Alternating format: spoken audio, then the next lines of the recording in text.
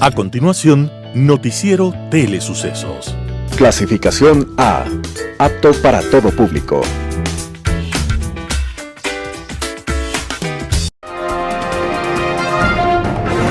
Aquí en Sucesos, un día como hoy.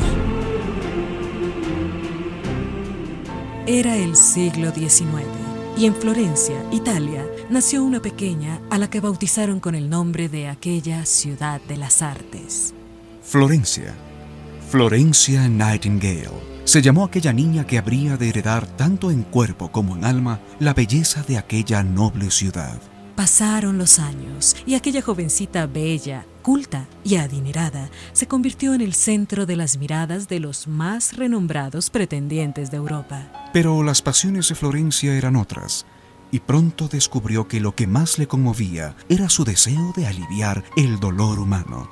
Y en una época en que las enfermeras eran mujeres mal miradas, Florencia Nightingale, para escándalo de sus padres y de la sociedad que la rodeaba, decidió hacerse enfermera. Ser enfermera era inadmisible, decían, para una mujer digna que no debía estar en contacto con pacientes desnudos o despierta en las noches trabajando con hombres. Cuando a mediados del siglo XIX estalló la guerra de Crimea, Florencia Nightingale decidió viajar para atender a millares de víctimas. En aquella guerra, considerada la primera guerra moderna, el dolor, la tragedia y las víctimas superaron todo lo imaginable. Florencia fue llamada la Dama de la Lámpara, porque con una pequeña luz recorría en las noches los campamentos y hospitales aliviando a los heridos. Después de 3 años, terminada la guerra, viajó a Londres y hasta la reina Victoria se preparó para brindarle un fastuoso recibimiento. Pero Florencia decidió disfrazarse y regresó de incógnita, rechazando cualquier homenaje público. Desde entonces, como había sido desde siempre, su trabajo fue abnegado, discreto, comprometido con la vida. Florencia construyó hospitales, creó escuelas, enseñó enfermería, escribió tratados para dignificar la profesión y para tratar dignamente a los enfermos. Su vida fue fructífera y prolongada. Al morir, el gobierno inglés dispuso que fuese sepultada en la Catedral de Westminster, entre los grandes de Gran Bretaña. Pero Florencia había elegido una tumba discreta en un pequeñito pueblo inglés, en donde había pasado algunos años de su infancia. Y allí reposa. En aquella lápida ni siquiera figura su nombre, solo sus iniciales, F.N., equivalentes a Florencia Nightingale. Aquella mujer, entregada a aliviar el dolor humano, creadora de la moderna bioética y enfermería, había nacido un día como hoy, 12 de mayo de 1823, en Florencia, Italia. Aquí en Sucesos, un día como hoy.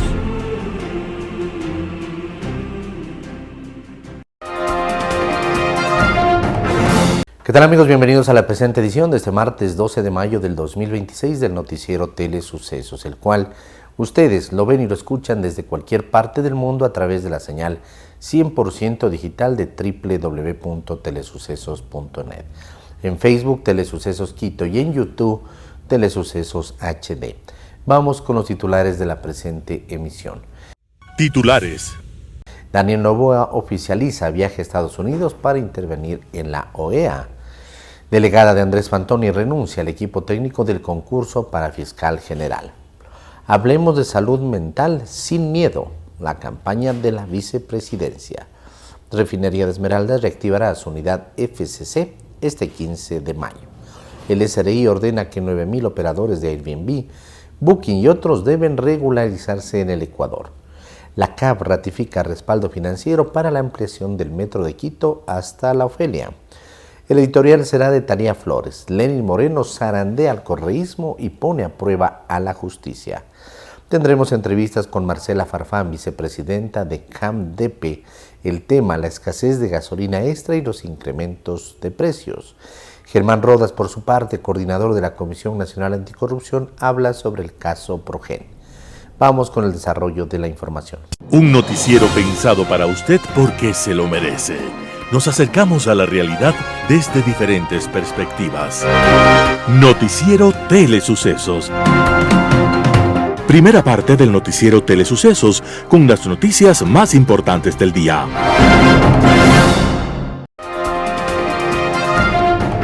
Daniel Noboa oficializa viaje a Estados Unidos para intervenir en la OEA. El presidente de Ecuador, Daniel Noboa, viajará a Estados Unidos entre el 12 y el 17 de mayo para cumplir una agenda de alto nivel que incluye su intervención en una sesión del Consejo Permanente de la Organización de los Estados Americanos, OEA. Noboa oficializó su viaje el 11 de mayo por medio de un decreto ejecutivo en el que declaró en comisión de servicios a la comitiva que lo acompañará, que estará integrada por los ministerios, secretarías y demás entidades del Estado que contribuyan al desarrollo de las actividades previstas, pero que no está detallada en el documento.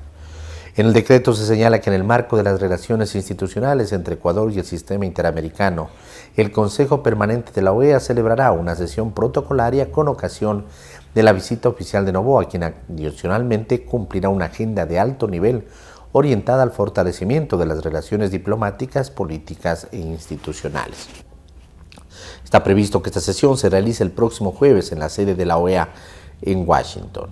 Para el 13 de mayo, además, se prevé que Noboa reciba en Washington, D.C. el Premio Internacional de Liderazgo por parte del Congressional Hispanic Leadership. Daniel Noboa ha tenido una activa agenda internacional en el 2026. Recientemente volvió a Ecuador desde República Dominicana, donde estuvo entre el 5 y 6 de mayo, y un mes antes, entre el 2 y 6 de abril, viajó a Estados Unidos para asuntos de carácter personal.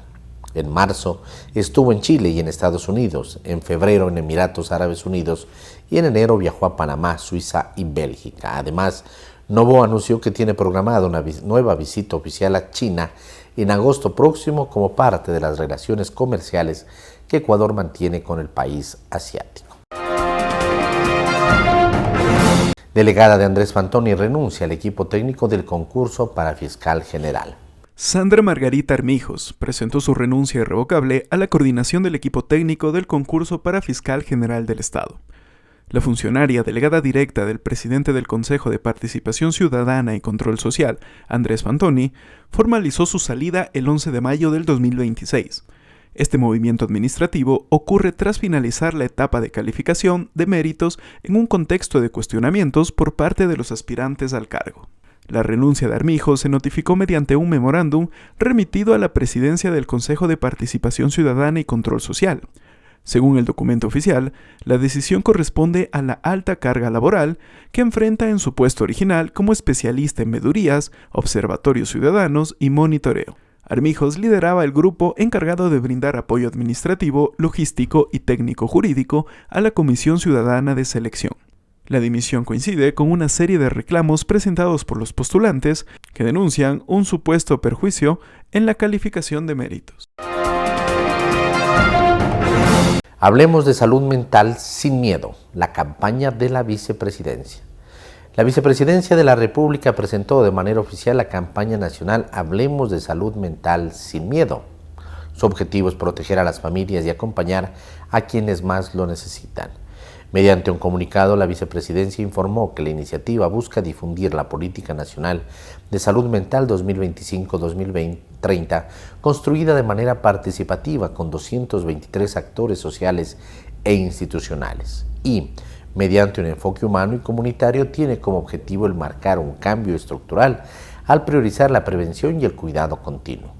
En el texto explica que con esta campaña se fomenta el hablar abiertamente para reducir el temor y legitimar el cuidado como un derecho humano, a la par dejar el miedo al juicio, al diagnóstico que convierte al silencio en el principal factor de riesgo. La nueva política pública, explica, se basa en 3 pilares fundamentales para garantizar el bienestar integral de los ecuatorianos: promoción y prevención, servicios comunitarios cercanos, recuperación e inclusión social. Asimismo, el plan se rige bajo principios como la intersectorialidad, es decir, la coordinación institucional, la longitudinalidad, que equivale a la atención durante todo el ciclo de vida, y la universalidad mediante canales de apoyo como el acceso gratuito a la línea gratuita 171, opción 6, porque no estás solo.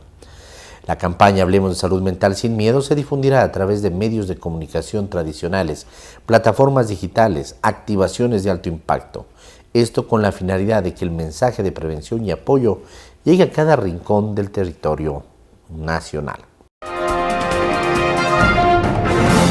Refinería de Esmeraldas reactivará su unidad FCC este 15 de mayo. Petroecuador tiene previsto reactivar el viernes 15 de mayo la unidad FCC de la refinería de Esmeraldas, que es clave para la producción de gas licuado de petróleo y gasolinas para atender la demanda nacional. El anuncio lo hizo Sebastián Mag, gerente general subrogante de Petroecuador, este lunes 11 de mayo desde la terminal Tres Bocas en Guayas, donde realizó un recorrido junto con el ministro de Ambiente y Energía, Juan Carlos Blum.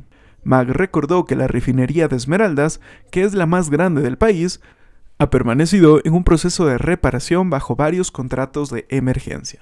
Según el gerente, una vez que las unidades se reactiven y la refinería retome su ritmo habitual, la capacidad de refinamiento se incrementará pasando del nivel actual, que ronda el 30%, al 100%, que en la práctica va a ser más cercano a un 85%. El SRI ordena que 9.000 operadores de Airbnb, Booking y otros deben regularizarse en el Ecuador. El Servicio de Rentas Internas notificó a 9.000 contribuyentes que ofertan servicios de alojamiento a turistas nacionales y extranjeros mediante plataformas digitales como Airbnb, Booking.com, Expedia, entre otras, con el objetivo de que regularicen su inscripción o actualicen la actividad económica en el Registro Único de Contribuyentes. Esta acción forma parte de la estrategia de acompañamiento de la Administración Tributaria para fortalecer el cumplimiento de las obligaciones fiscales en actividades económicas que se desarrollan a través de plataformas digitales, informó la entidad este 12 de mayo del 2026. La institución señaló que quienes arriendan inmuebles o habitaciones mediante estas aplicaciones deben registrar la actividad económica, servicios de alojamiento prestado por anfitriones, emitir comprobantes de venta autorizados y declarar tanto el impuesto al valor agregado como el impuesto a la renta conforme a la normativa vigente. El SRI indicó además que esta fase forma parte de una campaña informativa orientada a fortalecer la cultura tributaria y exhortó a los contribuyentes a cumplir de manera oportuna con sus deberes fiscales. El organismo explicó que la inscripción o actualización del RUC puede realizarse de manera virtual a través de SRI en línea, ingresando con usuario y clave en la opción correspondiente al RUC. La Administración Tributaria advirtió que una vez concluido el proceso de notificación, se ejecutarán controles para verificar el cumplimiento de las obligaciones relacionadas con la inscripción, actualización del RUC y declaración de impuestos. En caso de detectarse incumplimiento, se aplicarán las acciones previstas en la legislación ecuatoriana. La CAF ratifica respaldo financiero para la ampliación del Metro de Quito hasta La Ofelia. El presidente ejecutivo del Banco de Desarrollo de América Latina y el Caribe, CAF, Sergio Díaz Granados, ratificó el respaldo del organismo multilateral a la ampliación del Metro de Quito hasta el sector de La Ofelia. Tras la reciente aprobación de $80 millones destinados a este proyecto estratégico para la movilidad en la capital. La ampliación hacia La Ofelia contempla 4 estaciones adicionales y permitirá fortalecer la conectividad en el norte de la ciudad, beneficiando a cerca de 500,000 de habitantes de la nueva área de influencia del sistema. Con esta extensión, los usuarios podrán reducir significativamente sus tiempos de traslado, movilizándose desde La Ofelia hasta Quitumbe en aproximadamente 42 minutos, frente a los tiempos actuales que en horas de alta congestión vehicular pueden superar las 2 horas. El aporte inicial del CAF alcanzó los $402 millones durante la etapa constructiva del proyecto, que permitió levantar la infraestructura de las 15 estaciones del sistema y consolidar una inversión total superior a los $2.100 millones.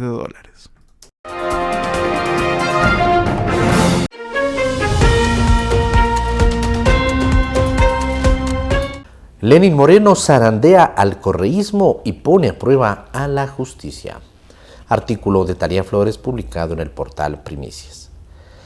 Apareció por sorpresa en el aeropuerto, sonriente y confiado, y las imágenes de su arribo recorrieron las redes sociales sin dejar impasible a nadie, ya que todos saben que, al estar siendo juzgado por el caso Sinohydro, por un supuesto delito de cohecho, corre el riesgo de ser sentenciado.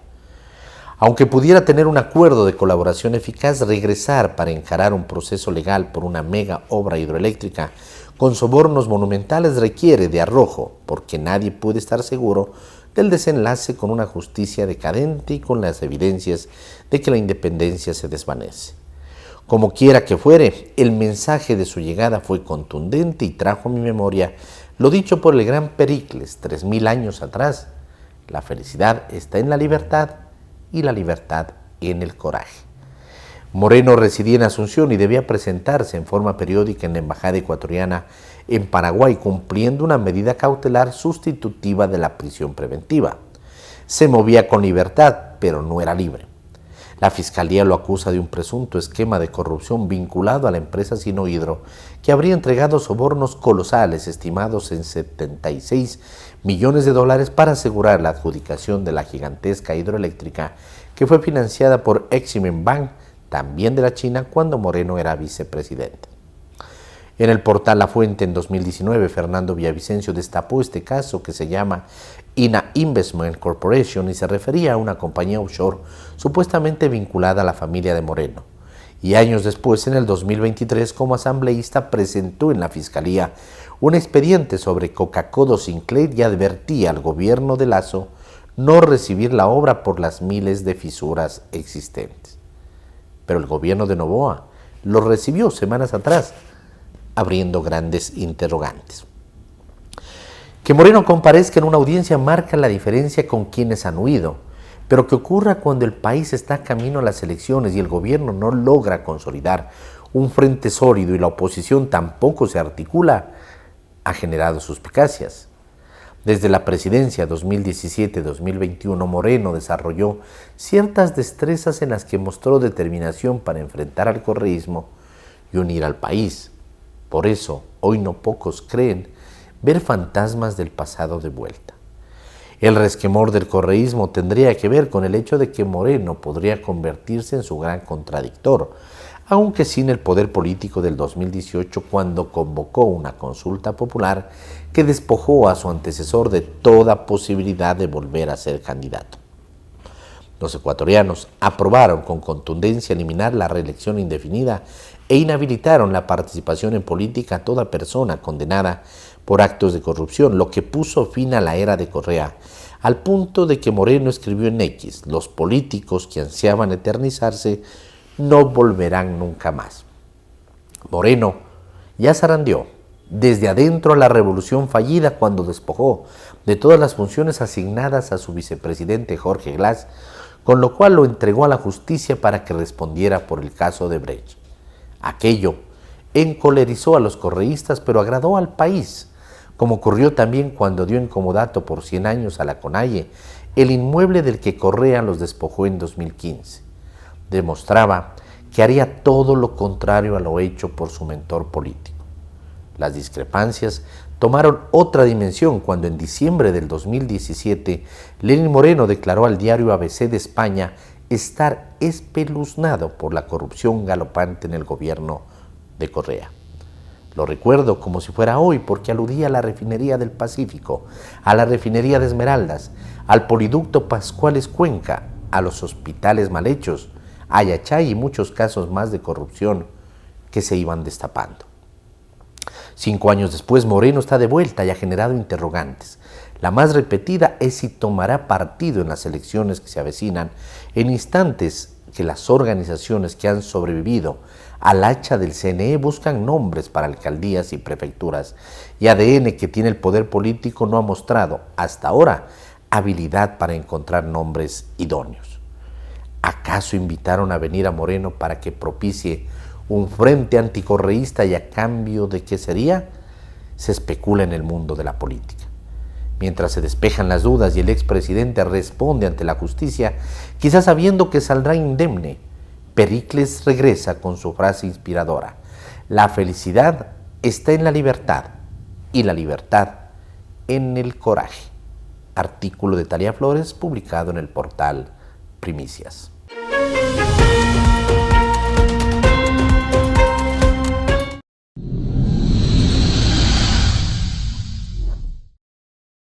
En los talleres artesanales del municipio mexicano de Tonalá, donde el barro bruñido, el barro petatillo y las figuras de nahuales forman parte de una tradición artesanal transmitida por generaciones, el fútbol encontró un nuevo lenguaje plástico de cara a la Copa Mundial de 2026. El concurso municipal Manos de Barro Espíritu Mundial 2026, organizado por el Instituto Tonalteca de las Artesanías y Tonar de Tonalá, fusionó la pasión futbolera y la identidad artesanal del conocido municipio del estado de Jalisco en una misma narrativa visual. El primer lugar lo consiguió el artesano Ubaldo Macías, para quien el concurso representó la posibilidad de unir dos universos profundamente arraigados en su vida cotidiana, la cerámica y el fútbol. A mí me gusta mucho participar en los certámenes de cerámica y ahora el tema se me hizo muy bonito. Yo soy futbolero, me gusta mucho el fútbol y traté de que tuviera la esencia de lo que viene siendo la artesanía de Tonalá con el fútbol. El director de Cultura del municipio, Roberto Pérez, explicó que la iniciativa surgió para proyectar el trabajo de los artesanos locales en el marco de la máxima competencia futbolística internacional. Esta convocatoria para este certamen, nace de la intención de poder, primero que nada, visibilizar todo el talento que hay en los artesanos y las artesanas del municipio de Tonalá y en el marco de esta que es la máxima justa deportiva del planeta. Entre hornos, esmaltes y balones convertidos en piezas de barro, con la premiación del concurso y la exhibición y venta de las obras participantes en el Museo Nacional de la Cerámica, Tonalá comenzó a moldear su propia manera de vivir el Mundial, resignificando la tradición artesanal que le ha dado identidad ante México y el mundo en una fusión con el más universal de los deportes. Con información de la oficina en la Ciudad de México, Noticias Xinhua.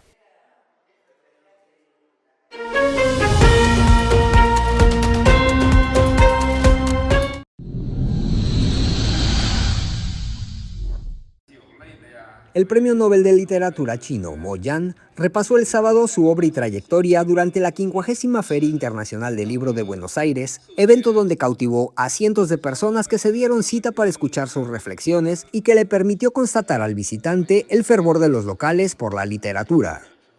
El autor de libros como Sorgo Rojo, Rana y Grandes Pechos, Amplias Caderas, dialogó con Ezequiel Martínez, director de la feria, y Alejandro Bacaro, director de Cultura de la Fundación El Libro, en una colmada Sala José Hernández. Participar de esta feria es una gran experiencia. He participado en muchas ferias del libro en el mundo, pero una tan concurrida como la de Buenos Aires es para mí una novedad. Puedo sentir el fervor y la fiebre de los argentinos por el libro.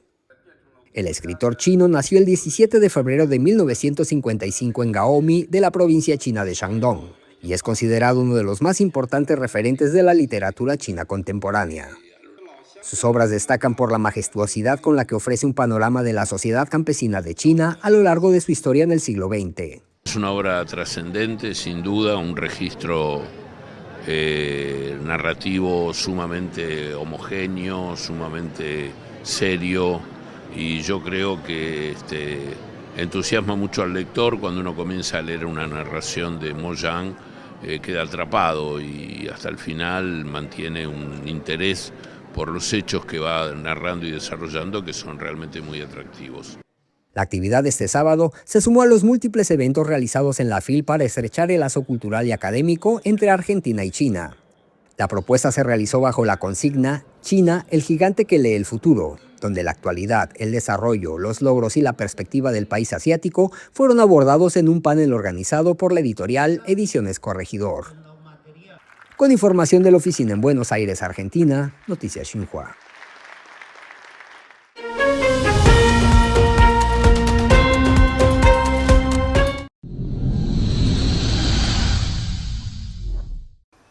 Claudia Gutiérrez, residente de 30 años en Centro Habana, utiliza los servicios del proyecto de ciclomovilidad Velo Cuba para desplazarse por La Habana, en medio de la crisis del transporte que atraviesa a la isla, agravada por la escasez de combustible tras el recrudecimiento del bloqueo de Estados Unidos.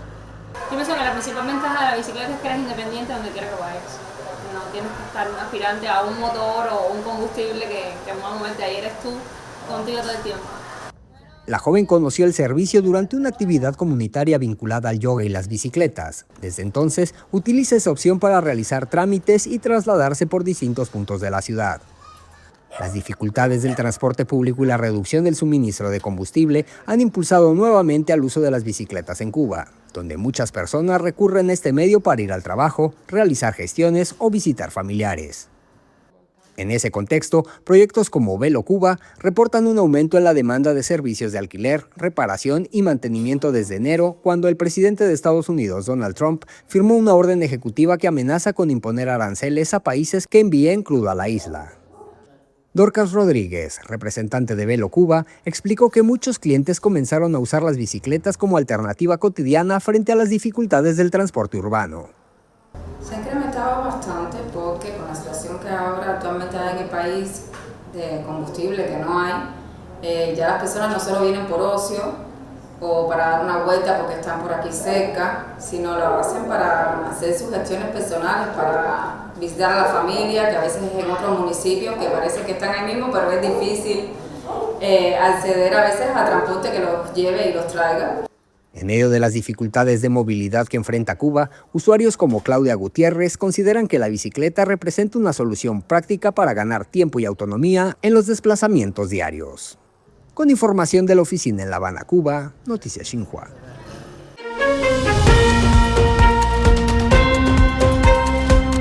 Gracias amigos por acompañarnos en la presente edición del noticiero Telesucesos. Nos vemos en una próxima ocasión. Que pasen bien.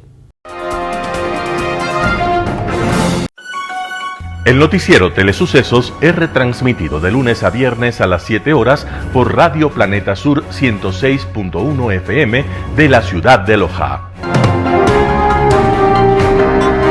Noticiero Telesucesos. Las opiniones vertidas en este espacio por la producción y dirección del programa son de exclusiva responsabilidad de sus autores y de quienes intervienen en ellos.